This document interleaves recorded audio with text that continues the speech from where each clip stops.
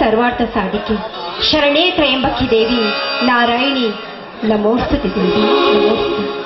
ಈ ಊರಿನ ಯಮುನೇಶ್ವರ ನಿನಗೆ ನನ್ನ ಕೋಟಿ ಕೋಟಿ ನಮಸ್ಕಾರಗಳು ತಂದೆ, ನಮಸ್ಕಾರಗಳು.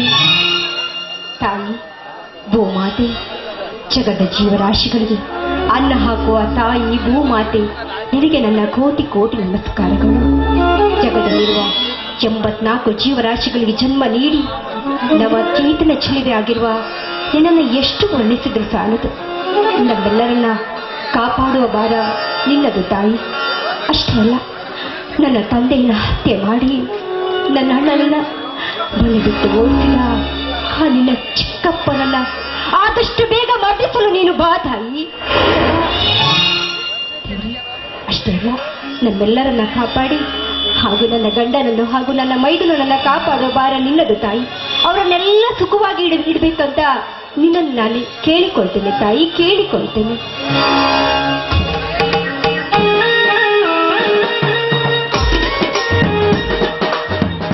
ಸೀತಾ, ಸೀತಾ, ಬನ್ನಿರಿ ಬನ್ನಿ. ಅಂದ ಹಾಗೆ ಆ ದೇವರಿಗೆ ನಮಸ್ಕಾರ ಮಾಡಿ ಪ್ರಸಾದವನ್ನ ತೆಗೆದುಕೊಳ್ಳಿ. ಬನ್ನಿರಿ.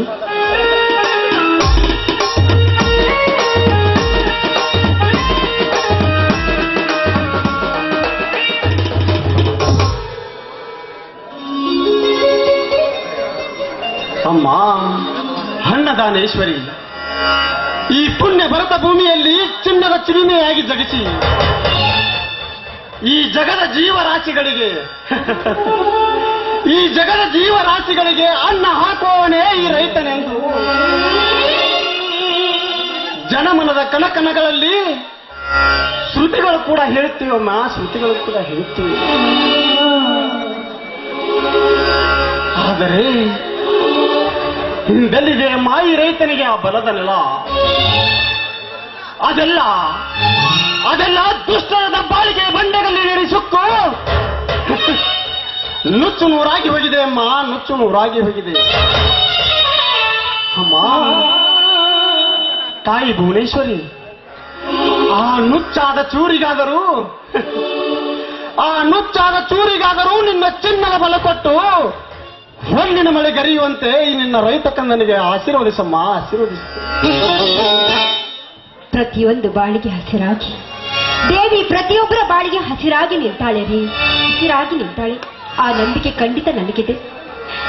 ಅಷ್ಟೇ ಅಲ್ಲ, ನನ್ನ ತಂದೆಯನ್ನು ಹತ್ಯೆ ಮಾಡಿ ಇರುವ 50 ಎಕರೆ ಆಸ್ತಿಯನ್ನ ನನ್ನ ಚಿಕ್ಕಪ್ಪ ವಶ ಮಾಡಿಕೊಂಡಲ್ಲ, ನನ್ನ ಅಣ್ಣನ ಮನೆ ಬಿಟ್ಟು ಓಡಿಸಿದ ಅಂತವರ ವರ್ತನ ಆಗುದಿಲ್ಲ.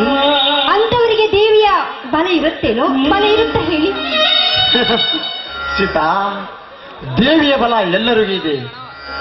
ಆದರೆ ದೈವದ ಮೇಲೆ ಭಾರ ಹಾಕದೆ ತಮ್ಮ ಮೇಲ್ನೋಟದ ಚಂಚಲ ಮನಸ್ಸಿಗೆ ಆಸೆ ಎಂಬ ಭಾರ ಹಾಕಿ ಹಗಲು ಚೋರರಾಗಿ ವಿರಾಜಮಾನರಾಗಿ ಬಾಳುತ್ತಿದ್ದಾರೆ ನಿನ್ನ ಚಿಕ್ಕಪ್ಪನಂತವರು. ಅಂತವರಿಗೂ ಕೂಡ ಕೊನೆ ಎಂಬುದಿದೆ ಈ ಯುಗದಲ್ಲಿ. ಆದ್ರೆ ಅಂತ ದುಷ್ಟರನ್ನ ಮರ್ದನ ಮಾಡಲು ದಿಟ್ಟ ಪುರುಷರು ಬರ್ತಾರೇನು ಈ ಯುಗದಲ್ಲಿ? ಸೀತಾ, ಅತ್ತಿಗೆ ಎಂಬುವಳು ನೀನು ಹೆತ್ತ ತಾಯಿಯಾಗಿ ನನ್ನ ತಮ್ಮನಿಗೆ ಕೈ ತುತ್ತು ಮಾಡಿ ಉಣಿಸಿದರೆ ಕೈಲಾಸ ಮೃತ್ಯು ಲೋಕವನ್ನೇ ಇಲ್ಲಿಗೆ ತರುತ್ತಾನೆ ನನ್ನ ತಮ್ಮ, ಹಿಂಡು ಹುಲಿಗಳ ಗಂಡ ಪುಂಡ ಪರಶುರಾಮ. ಯಾಕ್ರಿ ಇಷ್ಟೊಂದು ಕಣ್ಣಲ್ಲಿ ನೀರು ಹಾಕ್ತಾ ಇದ್ದೀರಾ? ನೋಡಿ, ಕೈಯಲ್ಲಿ ಕಾಸಿಲ್ಲ ಅಂದ್ರೆ ಏನಾಯ್ತು ರೀ? ನೋಡಿ, ಪುಡಿಯಕ್ಕೆ ತೋಳಲ್ಲಿ ಬಲ ಇಲ್ವೇನೋ? ನಾನು ಮಲೆ ಆದ್ಯವರು ನನ್ನ ಮೈದನನ್ನೊಂದು ದಿಟ್ಟ ಪುರುಷನನ್ನಾಗಿ ಖಂಡಿತ ಮಾಡ್ತೀನಿ. ನಾನು ಖಂಡಿತ ಮಾಡ್ತೀನಿ. ಇದು ನಿಮ್ಮ ಪಾದರಾಣಿಯಾಗಿ ಸತ್ಯ ರೀ, ಸತ್ಯ. ಸೀತಾ, ಎಂತ ದಿಟ್ಟ ಮಾತನಾಡಿದೆ ಸೀತಾ, ನನ್ನೆದೆ ಸರಿಲಾಗುವಂತೆ. ಪ್ರತಿಯೊಂದು ಗಂಡಿನ ಯಶಸ್ಸಿನ ಹಿಂದೆ ಒಬ್ಬ ಹೆಣ್ಣಿರುತ್ತಾಳೆಂದು ನಿನ್ನಂತ ಸ್ತ್ರೀಕುಲವನ್ನೇ ನೋಡಿ ಹೇಳಿರಬೇಕು. ಈ ರೀತಿ ನಿನ್ನ ಅಭಿಮಾನದ ಆತುರತೆ ಸದಾ ನನ್ನ ತಮ್ಮನ ಮೇಲಿದ್ದರೆ ಅಟ್ಟಹಾಸದಿಂದ ಮೆರೆಯುತ್ತಿರುವ ಶ್ರೀಮಂತರನ್ನು ಮಟ್ಟ ಹಾಕಿ ಮೆಟ್ಟಿಸುತ್ತಾನೆ ನನ್ನ ತಮ್ಮ ಪರಶುರಾಮ.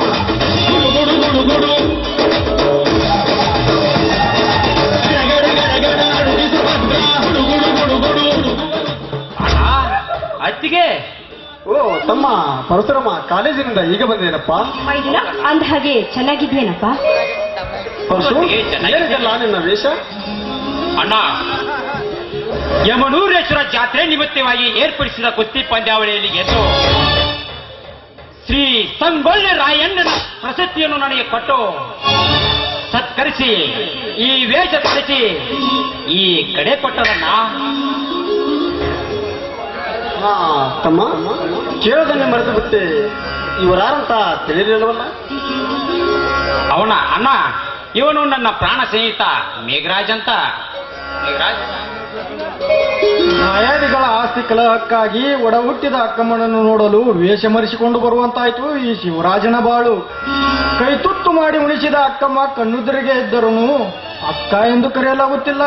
ಓ ದೇವ ಯಮನೂರೇಶ್ವರ, ಏನಂತ ಬರದಿಯಪ್ಪ ನನ್ನ ಹಣೆಬರವನ್ನು? ಗೆಳೆಯ ಮೇಘರಾಜ್, ಯಾಕೆ ಮೌನವಾಗಿ ನಿಂತು ಬಿಟ್ಟಲ್ಲ? ಏನಿಲ್ಲ ಗೆಳೆಯ, ನಿಮ್ಮಿಬ್ಬರ ಕೂಡು ಕುಟುಂಬ ನೋಡಿ ನನಗೆ ನಮ್ಮ ಮನೆಯ ನೆನಪು ಬಂತು ಅಷ್ಟೇ. ಯಾಕೆ ಮೇಘರಾಜ, ನಾವು ನಿನ್ನ ಕುಟುಂಬ ಇದ್ದಾಗಲೇ ನಮ್ಮ ಜೊತೆ ನೀವು ಯಾವಾಗ ಬೇಕಾದರೂ ಬರಪ್ಪ, ನಮ್ಮ ಮನೆಗೆ ಸಂಕೋಚವೇ ಇಲ್ಲ.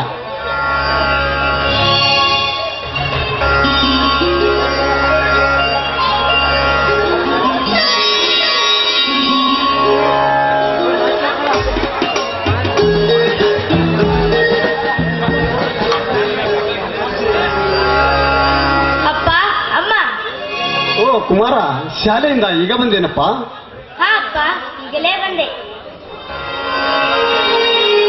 ಚಿಕ್ಕಪ್ಪ, ನಿಮಗೆ ಯಾವ ಪ್ರಶಸ್ತಿ ಸಿಕ್ಕಿತು? ಮಗು ಕುಮಾರ, ಇದು ಸಂಗೊಳ್ಳಿ ರಾಯಣ್ಣನ ವೀರ ಪ್ರಶಸ್ತಿ ಮಗು. ಅಪ್ಪ ಅಮ್ಮ, ಚಿಕ್ಕಪ್ಪನಂತೆ ಮುಂದೊಂದು ದಿನ ನಾನು ಕೂಡ ಈ ಸಮಾಜದಲ್ಲಿ ನಡೆಯುತ್ತಿರುವ ಅನ್ಯಾಯ ಅತ್ಯಾಚಾರಗಳನ್ನು ಮಟ್ಟ ಹಾಕಿ ನಾನೇ ಶ್ರೀಮಂತನೆಂದು ಬಡವರ ಮೇಲೆ ದಬ್ಬಾಳಿಕೆ ಮಾಡುವ ದುಷ್ಟ ಶ್ರೀಮಂತರಿಗೆ ನಾ ನೆಡುವ ಮೆಟ್ಟಿನ ಸರ ಹಾಕಿ ಈ ರಾಮ ಪರಶುರಾಮರ ಮನೆಯ ಮಗನೆಂದು ಈ ಕೀರ್ತಿ ನಾಡಿಗೆನೇ ಬೆಳಗುವಂತೆ ಮಾಡ್ತೇನಪ್ಪ. ಶಬ್ಬಾಷ್ ಕುಮಾರ, ಶಬ್ಬಾಷ್. ಇಂಥ ಮಗನನ್ನು ಹಾಗೂ ನನ್ನ ತಮ್ಮನನ್ನು ಪಡೆದ ನನ್ನ ಮನಸ್ಸಿಗೆ ತೃಪ್ತಿ ಆಯ್ತಪ್ಪ, ತೃಪ್ತಿ ಆಯಿತು. ಹಾ ಪರಶುರಾಮ, ಪರಶುರಾಮ, ಇದೇನಪ್ಪ ಈ ಕೊಟ್ಟಲೇನು ಏಕೆ ಕೊಟ್ಟರು? ಅಣ್ಣ, ಈ ಕೊಟ್ಲಿಯ ಅರ್ಥ ಸಾಮಾನ್ಯರಿಗೆ ತಿಳಿಯುವುದಿಲ್ಲಣ್ಣ.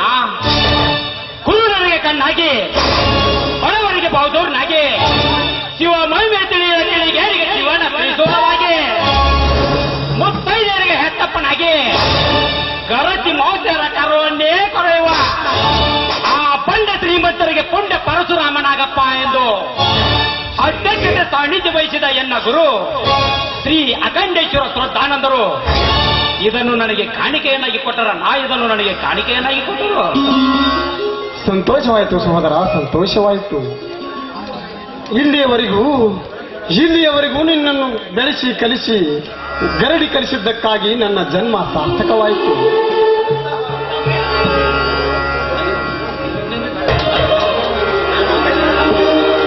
ಹಾ ಪರಶುರಾಮ, ಹಾ ಸೀತಾ, ಈ ಸಂತೋಷದ ಸಮಯದಲ್ಲಿ ಈ ಮನೆ ಹಾಡಿ ಬೆಳಗಲೆಂದು ಎಲ್ಲರೂ ಸೇರಿ ಹಾಡೋಣ ಬನ್ನಿ. ಇಲ್ಲುಂಟು ಕಾಣದ ದೇವರನು ಹುಡುಕುವುದು ಏಕೆ? ಹರಿಯುವ ನೀರಲ್ಲಿ ಮುಳುಗೇಳುತ್ತ ಮುಕ್ತಿ ದೊರೆಯುವುದು ಎನ್ನುವ ಕಲ್ಪನೆಗೆ ಮನಿ ಮಂತ್ರಾಲಯ ಮನಸೇ ದೇವಾಲಯ, ಮನಿ ಮಂತ್ರಾಲಯ ಮನಸೇ ದೇವಾಲಯ, ದೇವರೆಂದು ಪ್ರೇಮ ಸ್ವರೂಪ ಪ್ರೀತಿ ಮಾತೆ ನನ್ನ ದೀಪ ಅರಿತು ಮಾಡಲಿ ನನ್ನ ಪಾಪ. ಮನಿ ಮಂತ್ರಾಲಯ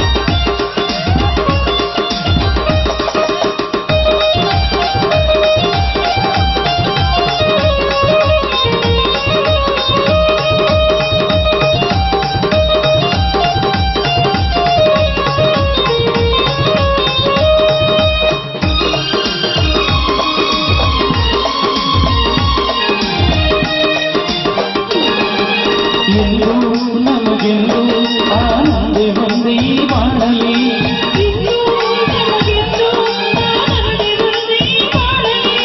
ಸೂರ್ಯನ ಹಾಗೆ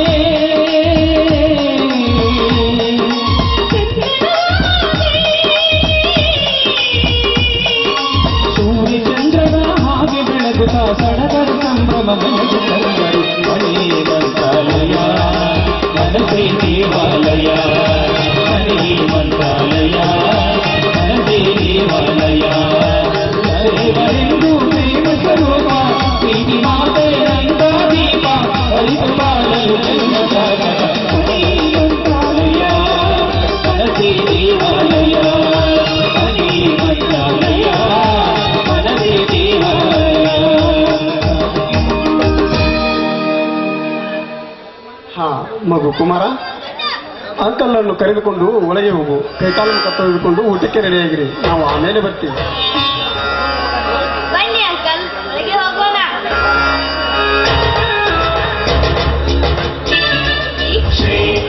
ಇಂಥ ಮೈದುನನ್ನು ಪಡೆದ ನಮ್ಮ ಜನ್ಮ ಸಾರ್ಥಕವಾಯಿತು. ಯಾವತ್ತೂ ಆ ದೇವರು ಇವ್ರನ್ನ ಚೆನ್ನಾಗಿಟ್ಟಿರಲಿ ಅಂತ ಆ ದೇವ್ರ ಹತ್ರ ನಾನು ಬೇಡ್ಕೊತೀನಿ. ಆದ್ರೆ ರೀ ಅತ್ತಿಗೆ, ಇಂಥ ಸಂತೋಷದ ಸಮಯದಲ್ಲಿ ಆದರೆ ಎಂಬ ಅಪಸರದ ಮಾತೇಕ ತಾಯಿ, ಈ ನನ್ನ ಪ್ರಶಸ್ತಿಯಿಂದ ಏನಾದರೂ ನನಗೆ ತೊಂದರೆ ಆಯಿತೆ? ಮೈದುನ ಅದು ಹಾಗಾದರೆ ಯಾವ ಪಾಪಿ ನನ್ನ ಮಗನೇನಾದರೂ ನಿನ್ನ ಮೇಲೆ ಕೈ ಮಾಡಿದೆ? ಹಾಗಿದ್ದರೆ ಹೇಳು, ಈಗಲೇ ಆ ಪಾಪಿಯನ್ನು ತರತರಣಿಗೆ ತಂದು ನಿನ್ನ ಪವಿತ್ರವಾದ ಪಾದದ ಮುಂದೆ ಕಡಿದು ಹಾಕಿಬಿಡುವೆ.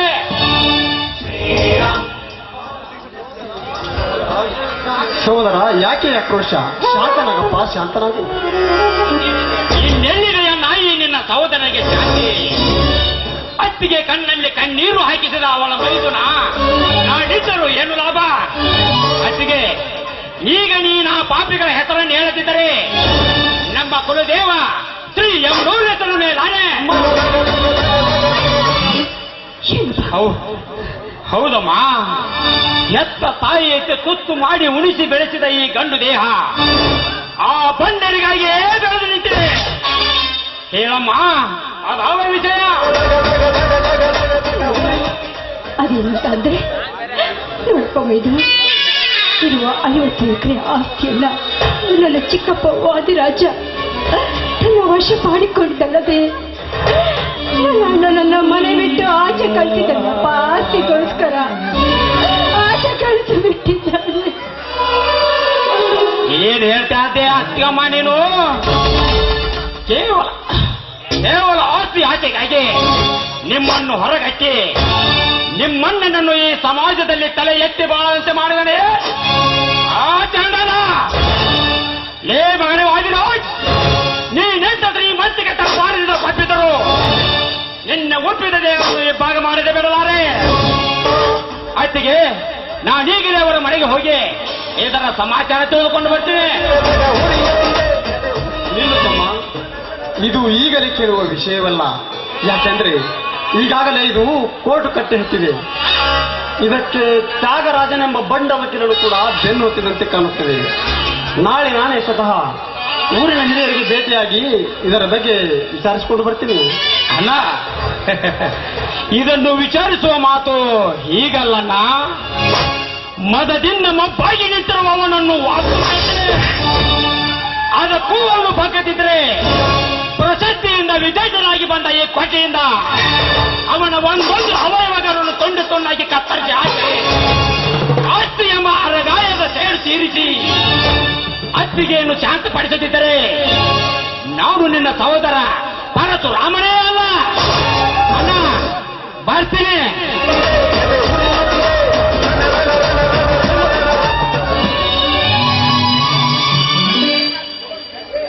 ನೋಡಿದ್ದೇನೆ ಸೀತಾ, ನನ್ನ ತಮ್ಮನ ವೀರಾವೇಶವನ್ನು. ಇದರೊಂದಿಗೆ ಒಂದು ವೇಳೆ ನಮ್ಮ ಮನೆಯ ವಿಷಯವೇನಾದರೂ ಅವನಿಗೆ ಗೊತ್ತಾದರೆ ರಕ್ತದ ಓಕಳಿಯನ್ನೇ ಹರಿಸಿಬಿಡುತ್ತಾನೆ. ಮೊದಲು ಹೋಗಿ ಸಮಾಧಾನ ಮಾಡಿ ನನ್ನ ಮೈದುನನ್ನ ಕರೆತಂದು ಹೋಗಿ. ನೀವು ಊಟ ಮಾಡೋಣ, ಬನ್ನಿ ಒಳಗಡೆ ಹೋಗಿ ಊಟ ಮಾಡೋಣ, ನಡೀರಿ.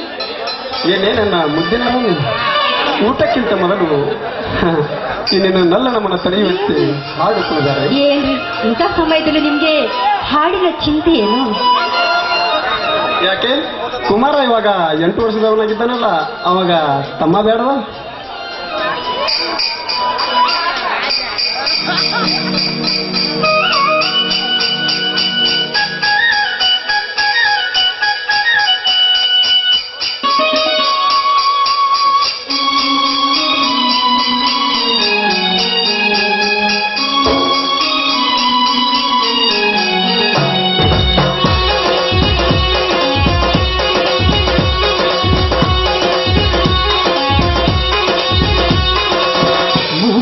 ಮುತ್ತು ಚಂದ ವಾಲೆ ಜುಂಪಿಗಟ್ಟು ಚಂದ ಕಾಸಗಲ ಬಟ್ಟು ಚಂದ ನಾಗಚಡಿ ಜೊಟ್ಟು ಚಂದ ಮೂಗುತ್ತಿ ಮುತ್ತು ಚಂದ ವಾಲೆ ಜುಂಪಿಗಟ್ಟು ಚಂದ ಕಾಸಗಲ ಬಟ್ಟು ಚಂದ ನಾಗಚಡಿ ಜೊಟ್ಟು ಚಂದ ಚೆನ್ನ ದತ್ತ ತುಟಿ ಚಂದ ಬಳುಕಿ ಬಳ್ಳು ನಡು ಚಂದ ಬಾಣ ಬೆಳ್ಳಿ ಬೆಳೆದಿರಲಿದ ಮಗಳ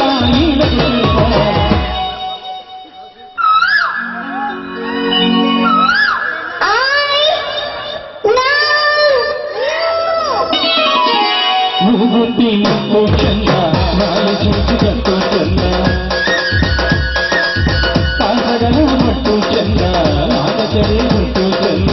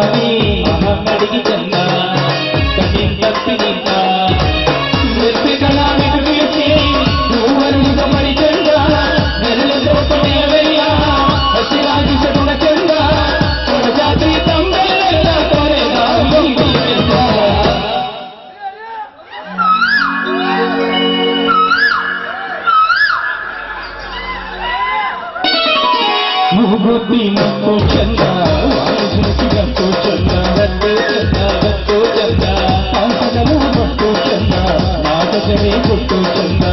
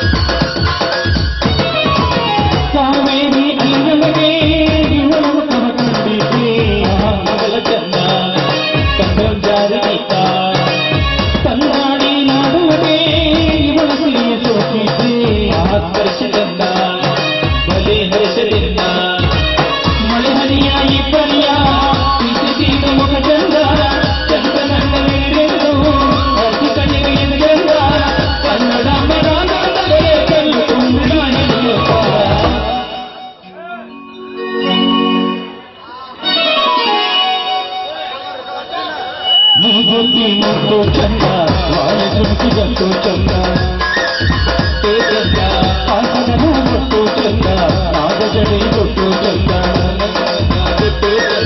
ಲಾ ಲಾ ಲಾ ಲಾ ಲಾ ಲಾ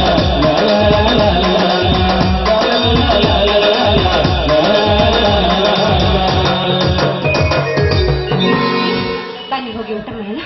ಆಯ್ತು ಬಿಡಿ.